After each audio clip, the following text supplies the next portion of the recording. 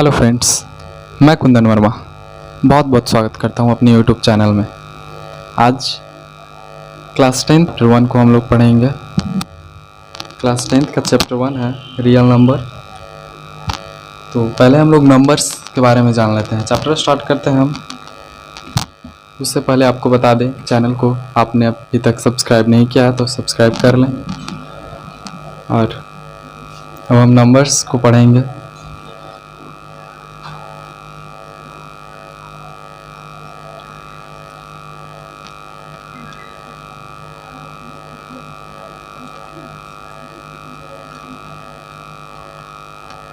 संख्याएं।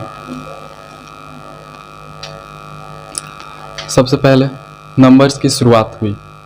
पहले कोई एक चीज़ थी, फिर 2, 3 ऐसे करके नंबर्स शुरुआत हुई। दैट मीन्स उसे क्या बोलते हैं, जो संख्या 1 से शुरू हो उसे नेचुरल नंबर।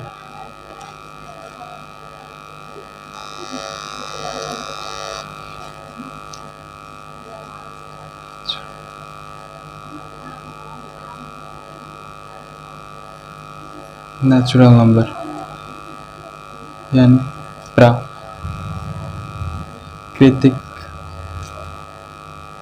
संख्या। देखिए, जो संख्या 1 से शुरू हो, 1, 2, 3, डिटेल्स में हम यहाँ नहीं बता सकते हैं। डिफिनेशन अगर आपको डिफिनेशन चाहिए तो आप डिस्क्रिप्शन में लिंक मिल जाएगा, वहाँ देख लीजिएगा। आप कमेंट बॉक्स में कमेंट कर दीजिएगा, आपको सारा चीज़ जो भी प्रॉब्लम होगा उसे। फर्स्ट नेचुरल नंबर हम लोग देखें। सेकंड देखेंगे हम लोग होल नंबर।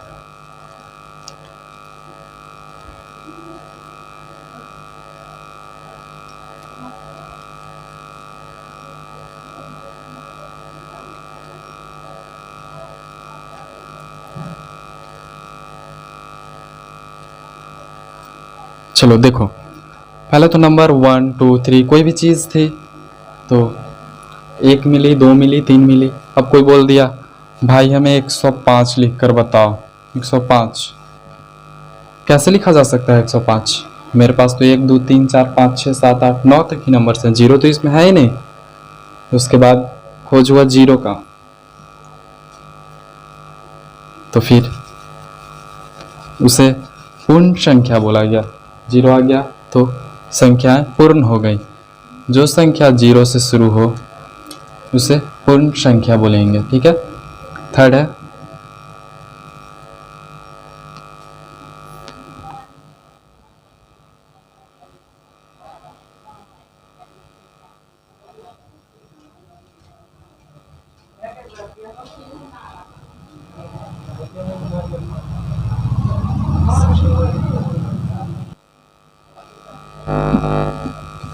अब हम लोग यहाँ देख लिए कि गिनती अब पूरी हो चुकी है, 0 मिल चुका है। अब हम कुछ भी संख्या लिख सकते हैं, जैसे 1005। अब कोई भी संख्या हम आराम से लिख सकते हैं। अब हमने संख्याओं में देखा कि 2, 4, 6 संख्याएं जो हैं 2 से विभाजित हो रही हैं। इसके बीच वाला 3, 5 ये संख्याएं छोड़कर बहुत सारी संख्याएं 2 से विभाजित हो जा रही हैं पूर्ण रूप से। उन्हें हमने सम संख्या नाम दे दिया, इवन नंबर।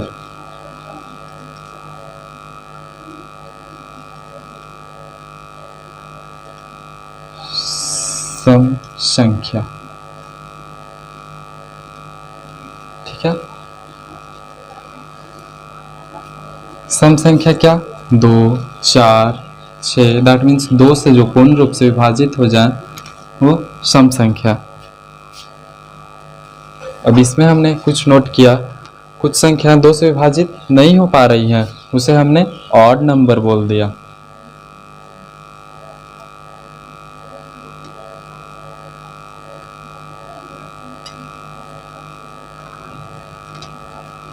यानी विषम संख्या।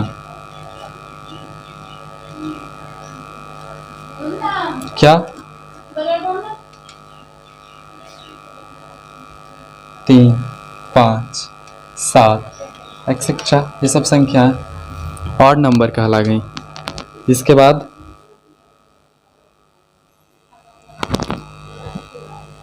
इतना सब जान लेने के बाद अब हमें दिक्कत आई कुछ संख्याएं को लिखने में, तो हमने उल्टी दुनिया में जाना शुरू कर दिया। -1, -2, -3 ऐसे करके उल्टी दुनिया में हमने चल दिया। -5, -4।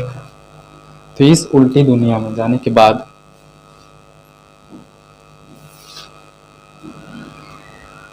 हमें एक और यहाँ नंबर मिला।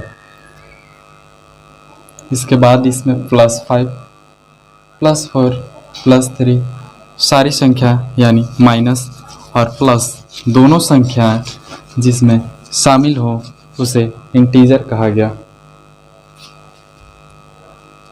5 है इंटीजर।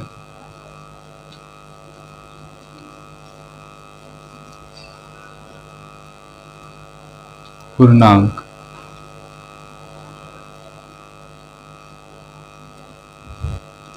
वैसी संख्याएं जिसमें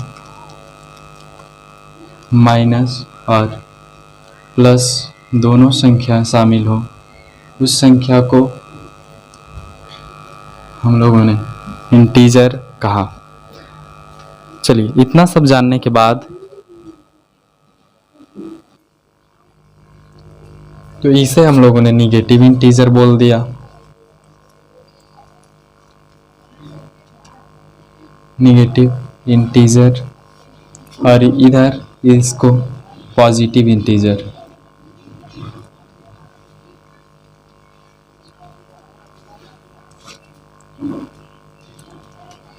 इसके बाद हम लोगों ने संख्या में कुछ देखी, कुछ संख्याएं ऐसी हैं जो केवल स्वयं से और एक से विभाजित होती हैं, तो उन संख्याओं को हम लोगों ने अभाज्य संख्या बोल दिया, यानी प्राइम नंबर। प्राइम नंबर अभाज्य संख्या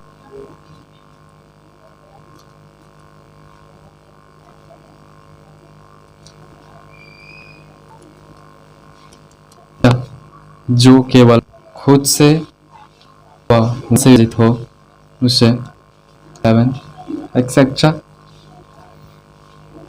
इसके बाद हम लोगों ने देखा कुछ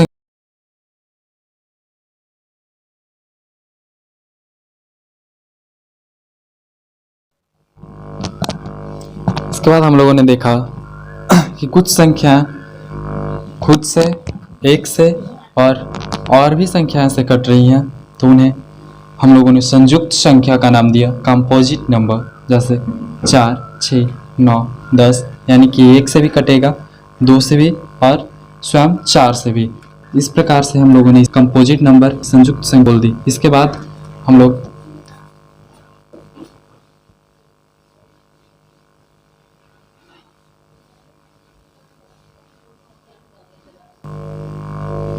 अब हम पढ़ेंगे रेशनल और इरेशनल नंबर।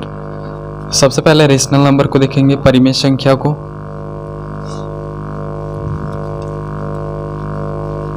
रेशनल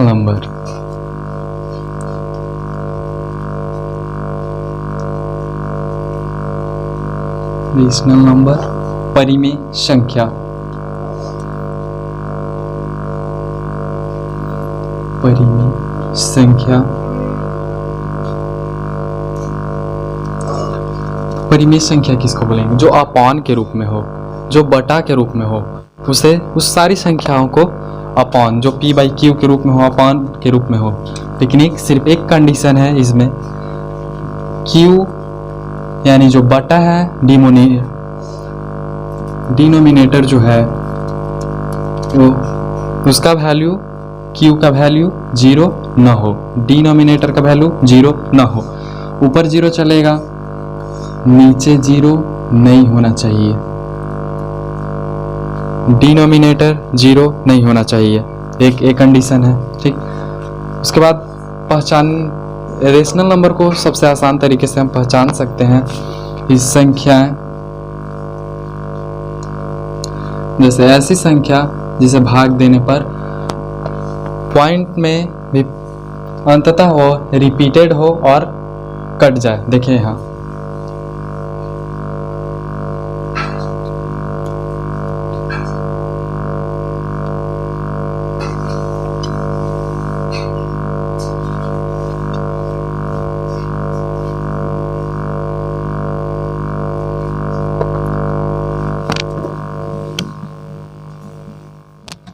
आप लोगों ने देखा कि अंततः यहाँ कट चुका, पूर्ण रूप से कट चुका है। सेकंड कंडीशन एक और है इसका पहचानने का, जैसे रिपीटेड होगा। ये तो आप लोग देख लिया कि पूर्ण रूप से कट चुका, लेकिन एक और पहचान है जो पूर्ण रूप से न कटे पर रिपीटेड रहे, एक ही संख्याएं रिपीट हो, जैसे 3.1 10 3 3 3, इस तरह से रिपीटेड संख्याएं होंगी, एक ही संख्याएं रिपीटेड होंगी।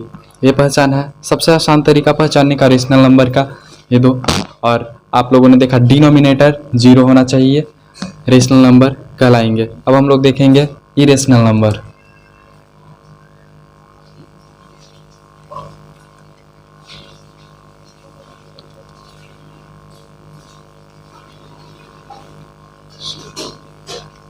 इरेशनल नंबर अपरिमेय संख्या। बात करेंगे अपरिमेय संख्या।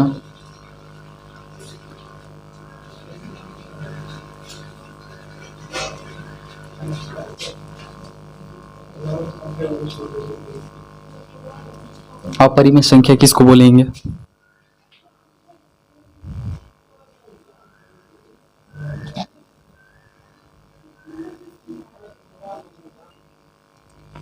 इरेशनल नंबर में ना तो संख्याएं रिपीटेड होंगी, ना तो पूर्ण रूप से कटेंगी, ना संख्याएं रिपीट होगी। संख्याएं भी चेंज होते रहेंगी और ना ही पूर्ण रूप से ये कटेंगी। ये बात की बहुत ही आसान तरीका इरेशनल पहचानने का, एक ही कंडीशन साफ साफ, ना तो संख्याएं पूर्ण रूप से कटेंगी और ना ही संख्याएं रिपीटेड होंगी। इरेशनल नंबर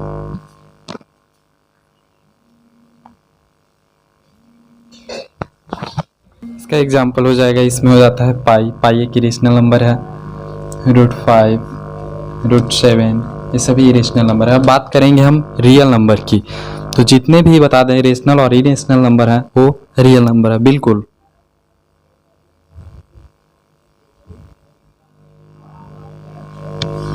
अब देखते हैं रियल नंबर। रियल नंबर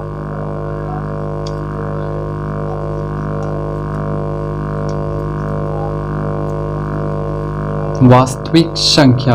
आपको बता दें रेशनल और इरेशनल दोनों ही वास्तविक संख्याएं हैं, रियल नंबर है। और यही नहीं, हम लोगों ने अभी तक जितने नंबर्स पढ़े सारे के सारे रियल नंबर है। हम लोगों ने पढ़ा natural number, whole number, even number, odd number, prime number, composite number, rational and irrational number. सारे नंबर्स, सारे के सारे रियल नंबर्स हैं, बिल्कुल। 2/5 ए रेशनल का, इरेशनल का √7, बाकी सारी संख्याएं जो भी हैं सब में 2, 5, 3 सारी की सारी संख्याएं रियल नंबर में होंगी। जो जितने भी नंबर्स अभी तक हम लोगों ने पढ़ा ये सारी रियल नंबर थे।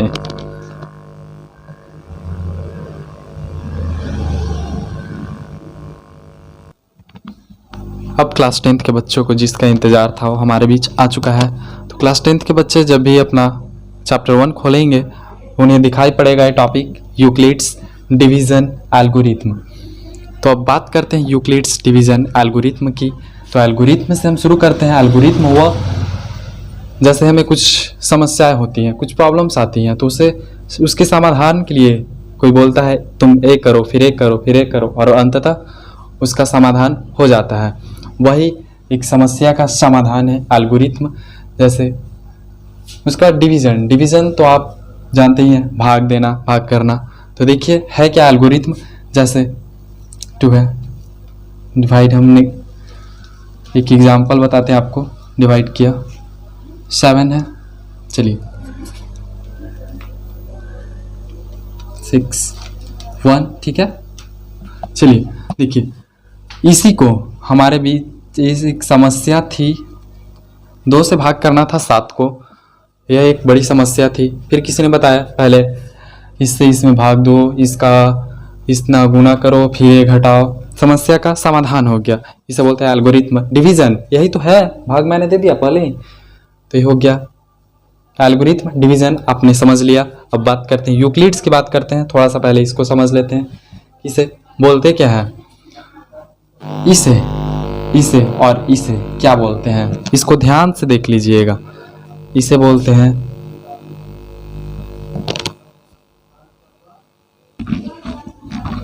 हाँ, तो बात करते हैं इसकी, तो इसे बोलते हैं भाजक, इसे हैं भाज्य, और इसे बोलते हैं भागफल, इसे बोलते हैं शेष। भाजक यानी डिविजर, जिससे भाग दिया जा रहा है, जिसमें भाग दिया जा रहा है, डिविडेंड। भाज्य जो भाग देने पर जिस संख्या से हम भाग दिए, जितना बार में कटा उसे भागफल, जो इससे घटाकर जो बचा उसे शेष यानी remainder. Divisor, dividend, remainder and quotient. चलिए इसको हम लिख देते हैं आपके लिए हम इसे लिख देते हैं ताकि आपको समझने में कोई परेशानी ना हो। भाज्य बराबर, आप चेक कर सकते हैं इस पर कि मेरा भाग सही है या गलत है। इसके बाद हम बात करेंगे यूक्लिड्स की, भाजक गुने भागफल प्लस शेष। चलिए देखिए, भाज्य यानी डिवाइडेंड,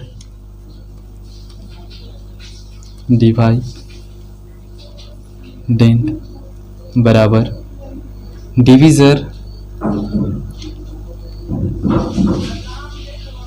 इनटू कोसेंट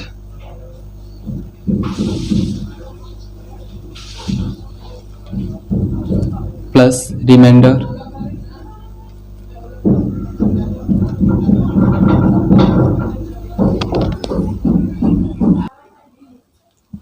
अब आपने इसे देख लिया, इस पर आप इसे चेक भी कर सकते हैं। भाज्य यानी 7 इक्वल टू भाज्य 2 इंटू भागफल 3 प्लस 1, इसे चेक कर सकते हैं। 7 equal to 3 into 6 plus 1 7, that is alright. अब इसके बाद बात करते हैं यूक्लिड्स डिवीजन एल्गोरिथम।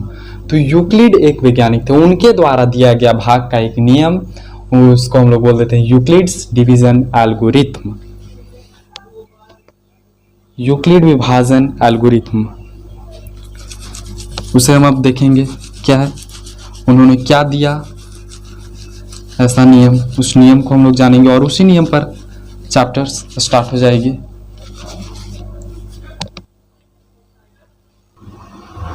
यूक्लिड विभाजन एल्गोरिथम है क्या? यूक्लिड विभाजन एल्गोरिथम, आपको बता दें कि हिंदी इंग्लिश मैथ में कोई मायने नहीं रखता, मैथ का कोई हिंदी और इंग्लिश लैंग्वेज नहीं होता। तो ये बिहार बोर्ड और सीबीएसई बोर्ड दोनों के लिए यूक्लिड विभाजन एल्गोरिथम है क्या? तो यह एक सुपरिभाषित चरणों की एक श्रृंखला है, एक विशेष प्रकार की समस्या को हल करने की विधि है प्रदान की जाती है, जो हमें यह शब्द एल्गोरिथम एक फारसी गणितज्ञ, यह यूक्लिड डिवीजन एल्गोरिथम एक फारसी गणितज्ञ के माध्यम से हमें मिला है, जिनका नाम है अल-ख्वारिज़मी। क्या नाम है? अल-ख्वारिज़मी। याद रखना, यूक्लिड डिवीजन एल्गोरिथम को किसने दिया? अल-ख्वारिज़मी।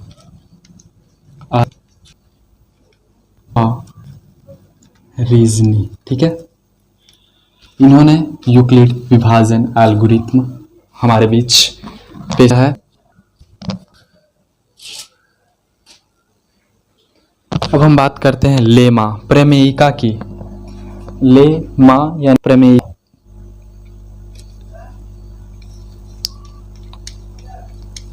लेमा प्रमेयिका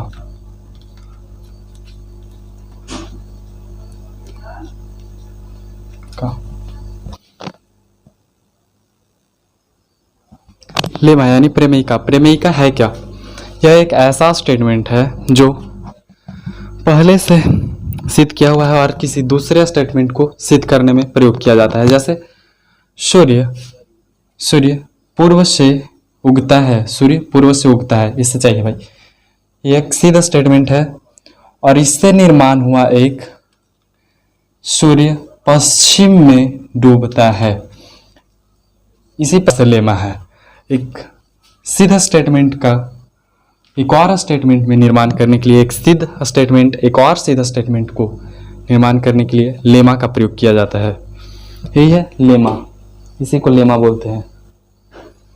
चलिए अब हम देखेंगे यूक्लिड डिवीजन मेथड है क्या। यूक्लिड कैसे बताया HCF को निकालने के लिए, इस चैप्टर में हम लोग वही पढ़ेंगे। HCF निकालना है इस चैप्टर में, एक्सरसाइज 1.1 में वही पढ़ना है। HCF यूक्लिड मेथड के द्वारा। देखिए अल-ख्वारिज़मी ने हमें क्या दिया है मेथड।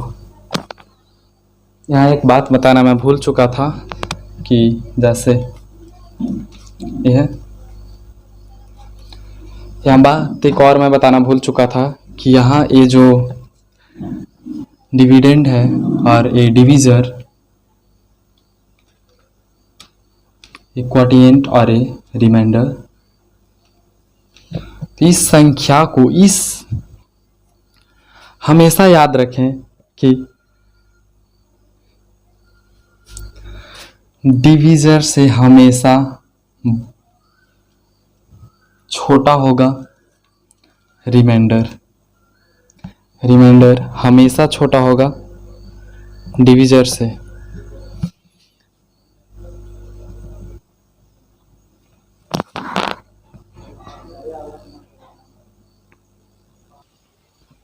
और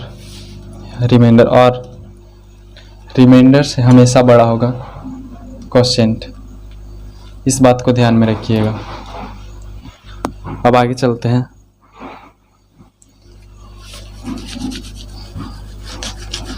जो एक्सरसाइज 1.1 में पढ़ना है उसे देखते हैं।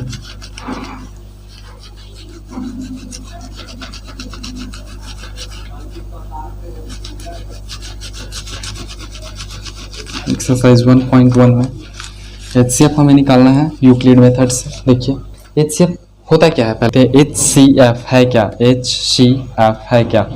Highest common factor, highest common factor, ठीक है, हाईएस्ट कॉमन फैक्टर, यह है HCF। अब जैसे 8 और 12 का HCF देख लेते हैं, ठीक। 6 और 12 का देखते हैं, ठीक है। 6 और 8 का देख लेते हैं, 6 8 का देख लेते हैं, ठीक। 2 से कटेगा, 3 से कटेगा और 6 से कटेगा, ठीक है। ये 2 से, 4 से, 8 से क्या हो जाएगा यहाँ HCF। HCF मतलब हाईएस्ट कॉमन, दोनों में जो सबसे ज़्यादा बार कॉमन आए क्या है, तो यहाँ इसका HCF क्या हो गया, HCF of 6 and 8 is equal to 2 है। यह है HCF बनाने का आसान सा तरीका जो शायद हम लोग पहले से जानते हैं, लेकिन अब हमें देखना है यूक्लिड के द्वारा। चलिए अब स्टार्ट करते हैं यूक्लिड के लिए। यूक्लिड ने क्या बताया।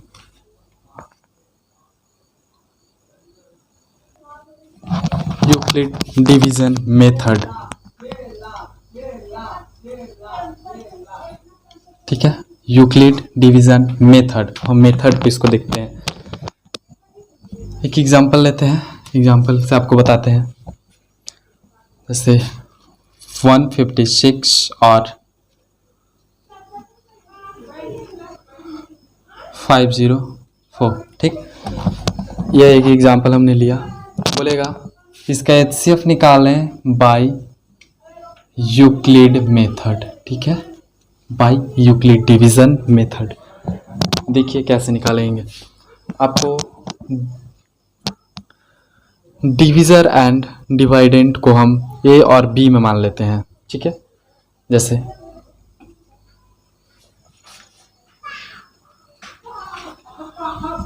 डिविडेंट को हम A मान लेते हैं, क्या मान लेते हैं A, और इसे B, डिविजर को B मान लेते हैं।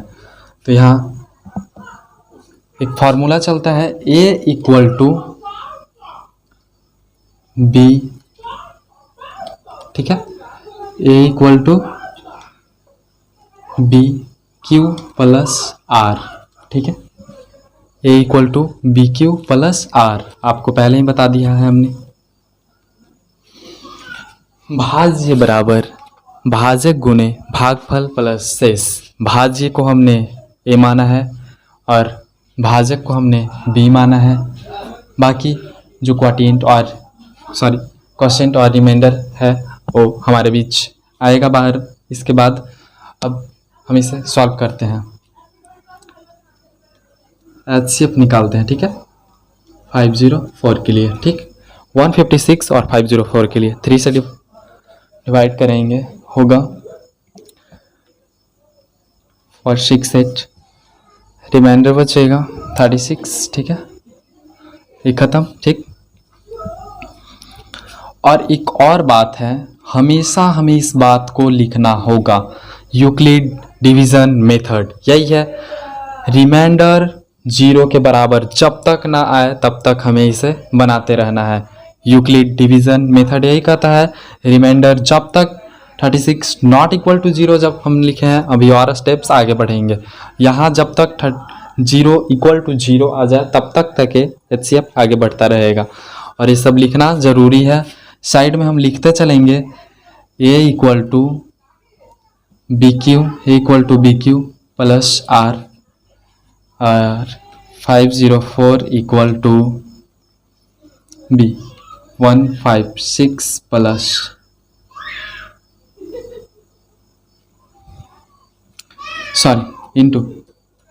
इंटू 3 प्लस 36, ठीक है।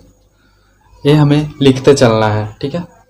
इसके बाद अगला स्टेप में हम चलते हैं। अगला स्टेप में जो रिमाइंडर है उससे हम भाग देते हैं, किस में, जिसे हम B माने हैं, भाजक में। तो अब इसे बना देते हैं भाजक 36 को और 156 को भाज्य, ठीक है। इससे इसको डिवाइड करेंगे तो 4 बार में 144, रिमाइंडर 12 बचेगा। यहाँ भी हमें लिखना ज़रूरी है 12 नॉट इक्वल टू 0, और ये चीज़ें यहाँ भी लिखना ज़रूरी है। 156 इक्वल टू 36 इंटू 4 प्लस 12, ये हमें दिखाते चलना है सामने। यही है यूक्लिड डिवीज़न मेथड, इसी को उन्होंने बताया है। सामने सामने आप दिखाते चले। अब 12 से डिवाइड करेंगे 36 को। बहुत ही आसान मेथड है, आप ध्यान से समझिए, आपको बिल्कुल समझ में आ जाएगा। अब 3 बार में 36 कैंसिल, ठीक है, यानी 0 equal to 0, 36 equal to 12 into 3 plus 0, जिसका इंतज़ार था वो आ चुका, ठीक है। तो इसका HCF हो जाएगा highest common factor HCF equal to 12, ठीक है। HCF इसका कितना हो जाएगा 12। दिस इज द आंसर, ठीक। यही है Euclid division method.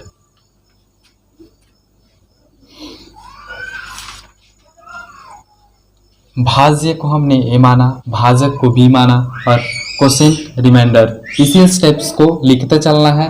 This is the main step of Euclid division method.